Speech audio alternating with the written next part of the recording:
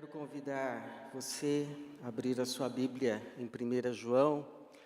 Chegamos ao capítulo de número 5, verso de número 16.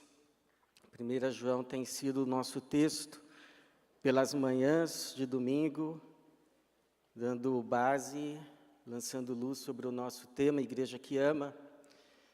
E, pela minha percepção, estamos na nossa penúltima reflexão, a não ser que Deus nos dirija de outra forma. Esta é a nossa penúltima reflexão na primeira carta de João. 1 João, capítulo 5, nós vamos ler os versos 16 e 17. 1 João, capítulo 5. Versículo 16 diz assim: Se alguém vir seu irmão cometer um pecado que não é para a morte, pedirá, e Deus dará vida ao que cometeu pecado. Este é o caso dos que não pecam para a morte, há pecado para a morte.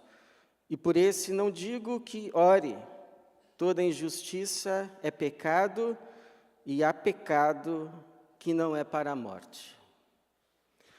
Obrigado, Senhor, por esta manhã. Obrigado pela Tua igreja, que mais uma vez o Senhor, por meio do Teu Espírito, reúne aqui nesse lugar.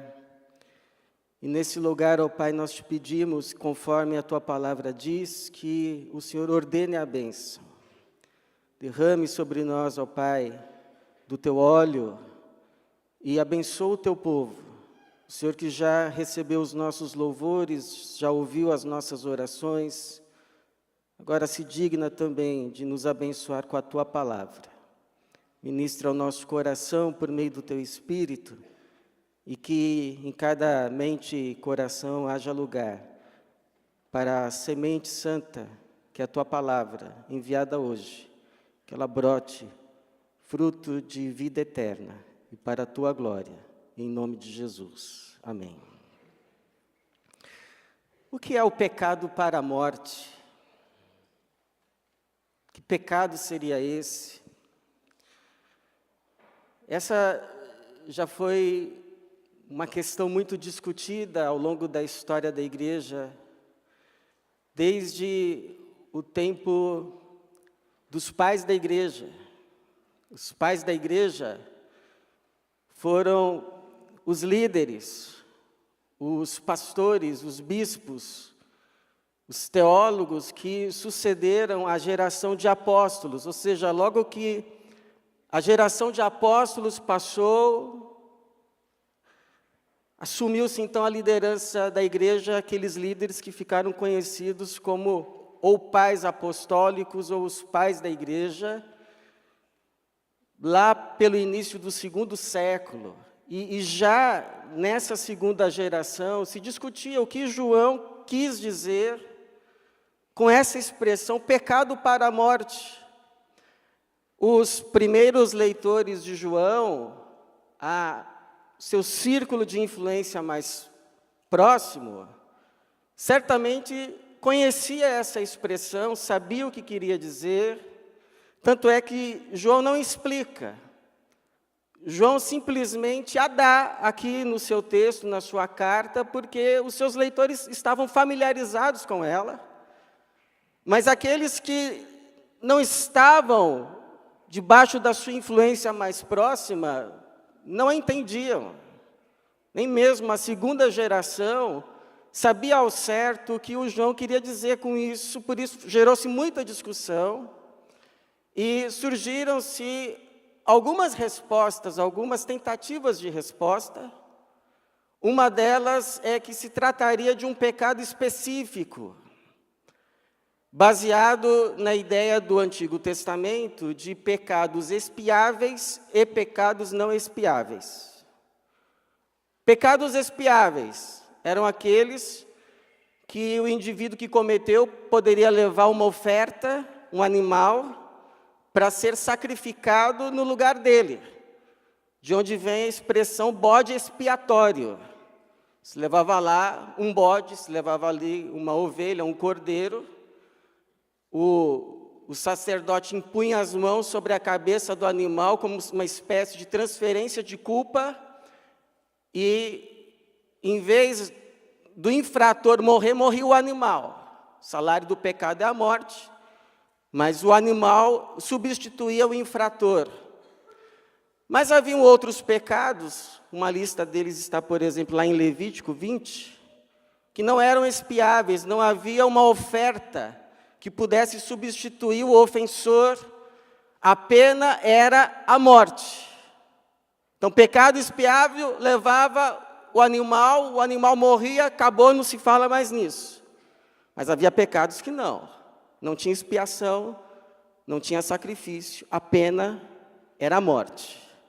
Então, a partir dessa ideia, alguns introduziram na igreja e começaram então a determinar o que seriam os pecados para a morte, foi se aprimorando uma lista, até que se chegou nessa lista que hoje conhecemos como 7 pecados capitais. O problema é que o Novo Testamento não dá base para a homologação de quais seriam os pecados para a morte ou não, se é que podemos dizer assim. Por isso, toda e qualquer lista que tente definir o que é isso, se torna arbitrária e, consequentemente, descartável.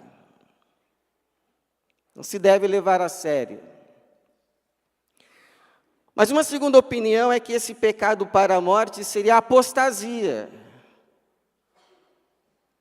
Um crente chegar um dia e dizer: não acredito mais em Cristo, não creio mais nele como meu Senhor, meu Salvador, apostatou.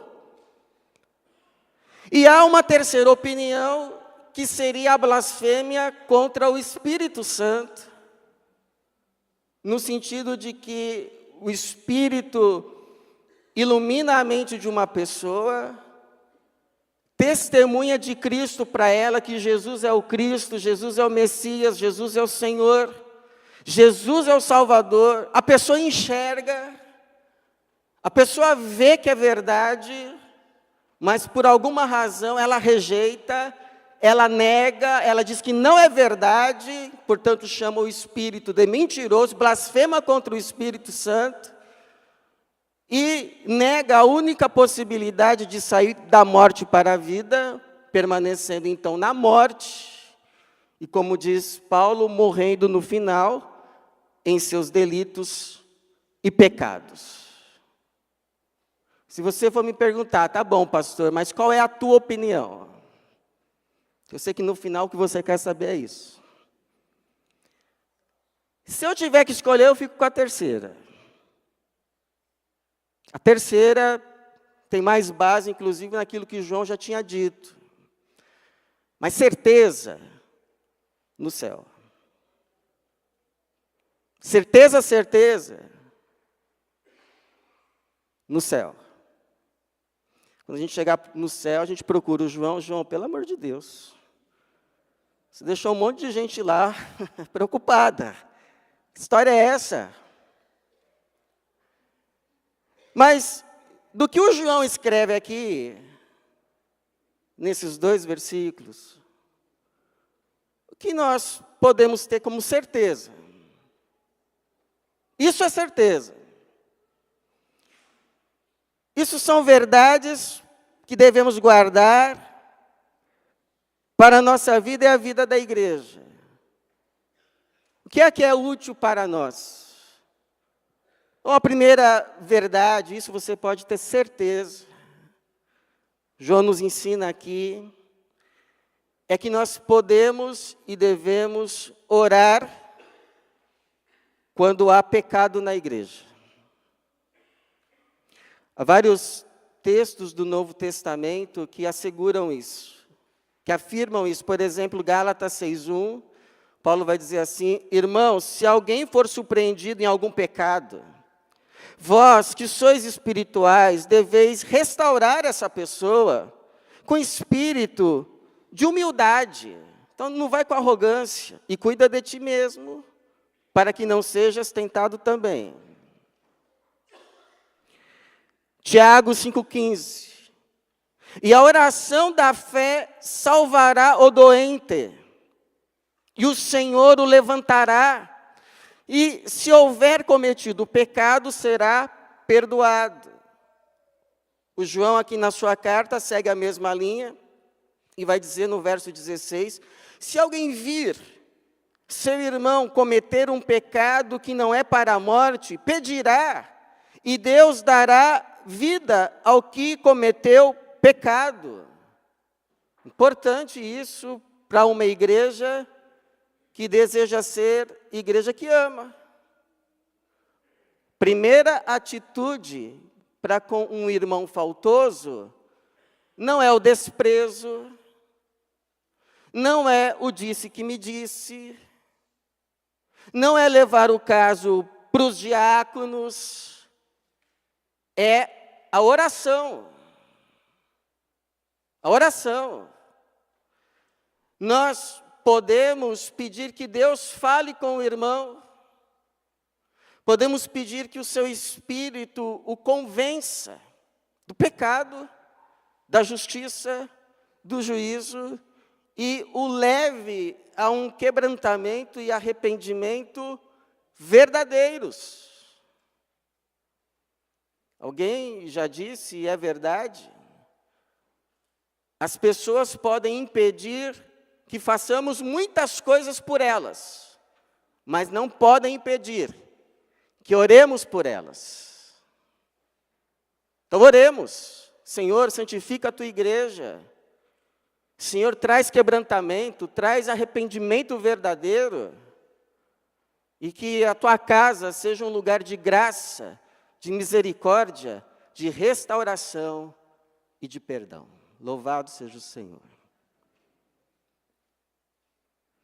Mas há uma segunda verdade, que você pode ter certeza, o João está nos afirmando, está nos ensinando. Os pecados podem ser perdoados. Talvez você já tenha ouvido o caso de um sujeito chamado George Wilson. Em 1830, ele cometeu um crime nos Estados Unidos e foi condenado à pena de morte. E o presidente decidiu perdoá-lo.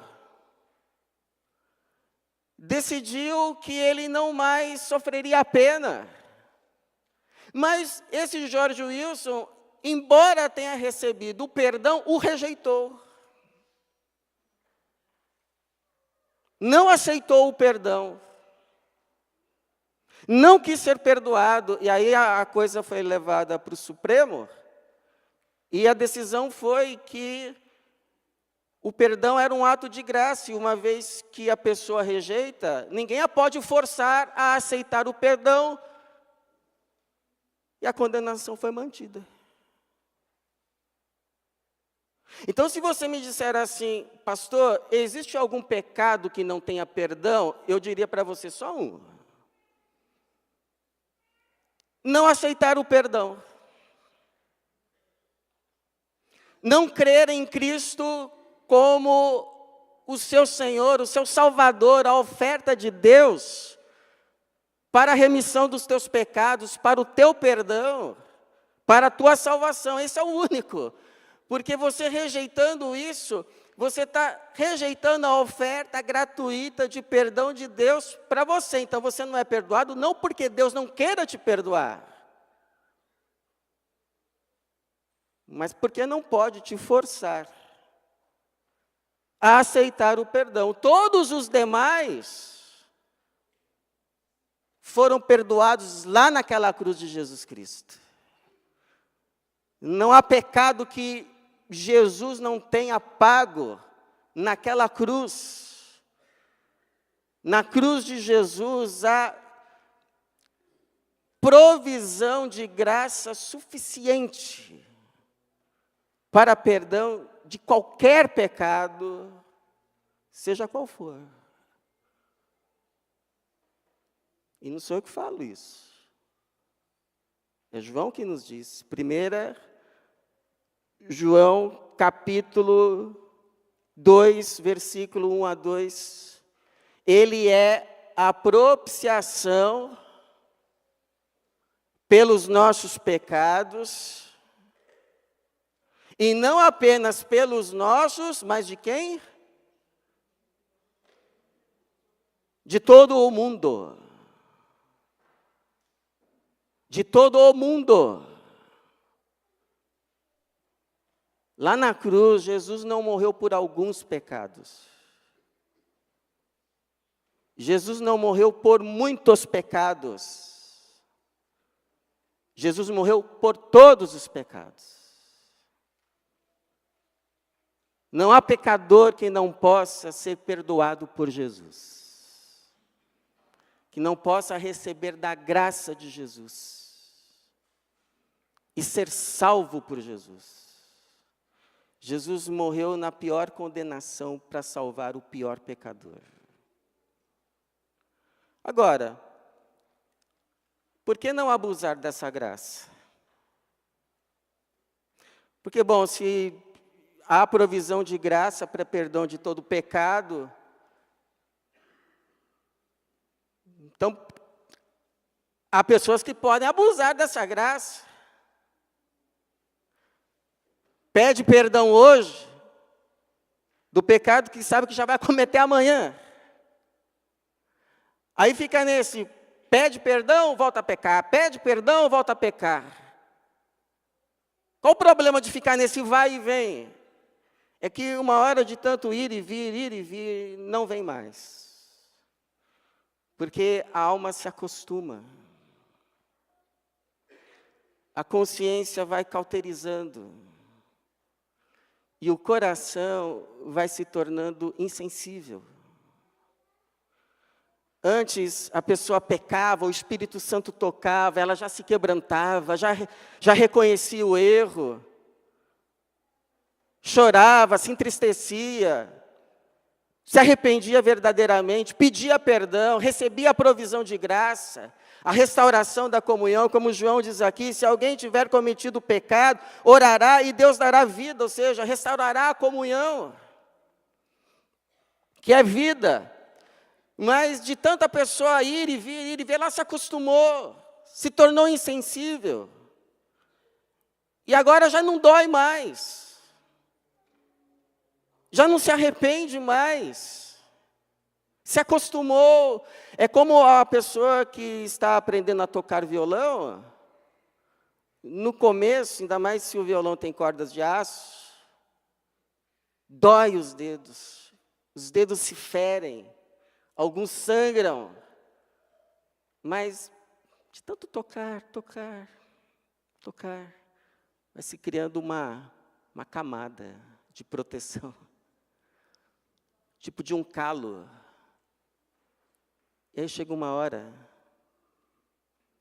que não dói mais. Não dói mais. Assim pode acontecer com o coração. Vai se tornando empedernido, endurecido, insensível a Deus, a sua palavra, ao seu espírito. E o fim nunca é bom. Nunca é bom. Então, a provisão de graça, a perdão, mas quem abusa da graça acaba em desgraça. Porque quando o pecado entra para destruir. Então não vale a pena. A graça não apenas nos perdoa os pecados, mas nos liberta deles, para que tenhamos nova vida. Não mais morte, mas vida em Cristo Jesus. E há uma última verdade, essa você pode pegar como certeza, que está aqui. É a verdade que a gente tem que orar pelos irmãos faltosos? Tem. Mas a gente tem que orar principalmente por nós mesmos. Por nós mesmos. Porque nós podemos ir para dois extremos. Ir para o extremo de julgar que todo pecado, seja ele qual for, é igual. É igual. Aquela história, não existe pecadinho, pecadão. De fato, quanto a essência, a natureza e o fim, todo pecado possui a mesma natureza, que é rebelião contra Deus, leva ao mesmo fim, que é a morte, mas isso não significa que todo ato tem as mesmas consequências, seja de mesma monta. Por exemplo, talvez você tenha ouvido a notícia, alguns dias atrás, de um ex-jogador de basquete que desferiu 61 socos no rosto da namorada, o desfigurando. O desfigurando. Você vai me dizer que esse ato, que isso, é a mesma coisa que duas brigas de criança e aí uma belisca a outra. É a mesma coisa? Então por que a gente não pega a criança e leva para a delegacia? Ora, se nós sabemos fazer distinção entre ato e ato, a justiça dos homens sabe, Deus não saberia.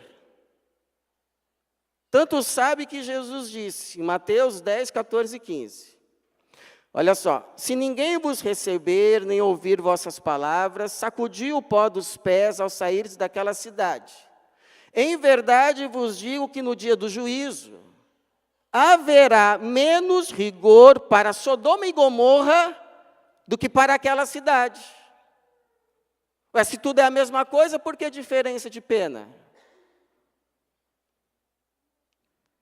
Lucas 12, 47 e 48, Jesus também diz: o servo que conhecia a vontade de seu senhor e não se preparou, nem agiu conforme a sua vontade, será castigado com muitos açoites. Mas o que não a conhecia e fez coisas que mereciam castigo, será castigado com poucos açoites. Então, vamos tomar cuidado para não levar essa máxima, não existe pecadinho, pecadão, como desculpa para encobrir maldades, injustiças, que trarão as suas devidas consequências. Algumas graves. Agora, o outro extremo é a gente especificar tanta diferença entre pecado e pecado, que achar que é grave só o que os outros fazem. O que eu faço, não. Não, tudo bem, eu sei que é errado, mas também não é tão errado assim, né? Comparado com o fulano. É por isso que o João vai encerrar o versículo 17 dizendo assim: toda injustiça é pecado. Seja essa injustiça grande aos meus olhos, porque é a dos outros, ou pequena aos meus olhos, porque é a minha. Se é injustiça, é pecado. Às vezes a gente fica perguntando, Senhor, qual é a tua vontade? E se pergunte o que é justo. O que é certo.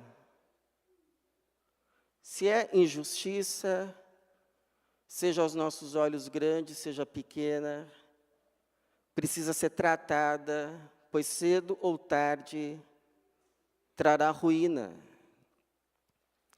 Um edifício pode ser implodido de uma vez com dinamite, aquela coisa grande, escandalosa.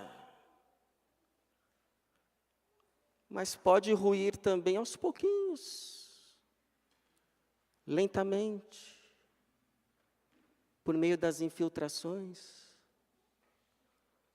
que o dono vê e diz, e quando vai se dar conta, toda a estrutura já está comprometida. Então, se é assim, irmãos, a gente precisa fazer algumas orações, pelo menos 3. A primeira é, Senhor, perdoa as injustiças que cometemos como igreja. Como igreja.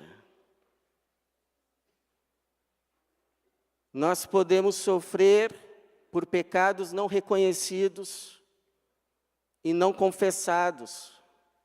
Se confessarmos os nossos pecados, Ele é fiel e justo para nos perdoar os pecados e nos purificar de toda injustiça. Amém. Mas precisa ser confessado. O pecado escondido fará com aquele que o esconde que não prospere. Pecado escondido faz com que aquele que o esconde não prospere. Precisa trazer à luz, precisa reconhecer, precisa confessar. Se confessarmos, Ele é fiel e justo para nos perdoar os pecados e nos purificar de toda injustiça, mas precisa confessar. Segundo, precisamos pedir, Senhor, mas eu não peço perdão apenas pelos pecados nossos como corpo, como igreja. As injustiças que cometemos ao longo da nossa história. Também peço perdão pelos meus pecados. As injustiças que eu cometi. Com as minhas palavras. Com os meus gestos. Com as minhas atitudes. E se for possível, Senhor, me dê a graça da oportunidade de reparação. Mas perdoa os meus pecados. E uma terceira oração, e Senhor, a partir de agora, me ajuda a andar no caminho da justiça,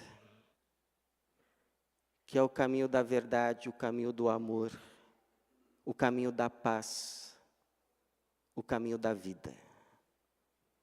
Oração que Davi fez. Guia-me pelas veredas da justiça, por amor do seu nome. Guia os meus pés pelas veredas da justiça, por amor do seu nome. Tem irmãos que são bem sensíveis a esse tema. E por isso, alguém pode dizer assim, pastor, mas e se eu cometi esse pecado para a morte, o que eu faço? Eu te diria assim, irmão, irmã, só o fato de você perguntar, só o fato de você se preocupar, já é sinal que você não cometeu. Porque é sinal que o Espírito Santo ainda está falando, o Espírito Santo ainda está tocando, o Espírito Santo ainda está te concedendo vida. Vida em Jesus. Então, somente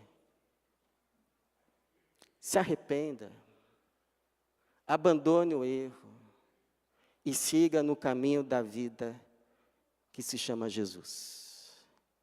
Esse mesmo Jesus, que nesta manhã diz a mim e diz a você, nem eu te condeno, vai e não peques mais. Que assim seja, irmãos, que Deus nos abençoe. Amém.